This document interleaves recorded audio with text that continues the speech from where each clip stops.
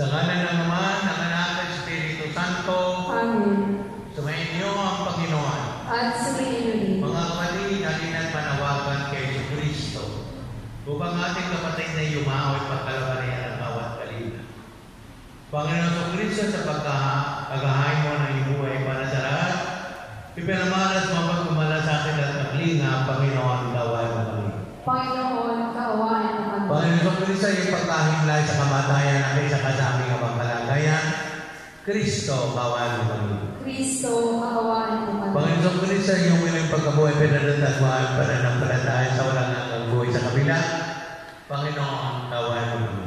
Panginoon, kaawaan mo kami. Kaawaan naman, Panginoon Kristo, ating kapatid ay yung mga patawan ng kanyang mga kasalanan at patumayan siya sa buhay na walang hanggan. Amen. Manalangin tayo. Ama namin makapangyarihan, kamawin at ang patawad kailanman, kamay lumulong pa rin kay Ricardo na yung tinawag upang iyong makapili. Papundangan sa kanyang pag-asa at pananampalataya, may tinawa siya sa kanyang tunay na bayan at kami nakal na ang ligay magpakailanman sa umpisa ng sa Kristo, kasama ng Espiritu Santo, magpasawa ng hanggan. Amen.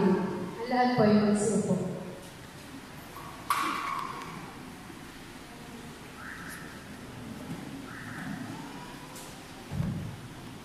Pagbasa mo lang sa aklat nito. Ang sagot nito, sana ang sinabi ko ay may talat na isulat, at ito ay magawa isang buong aklat.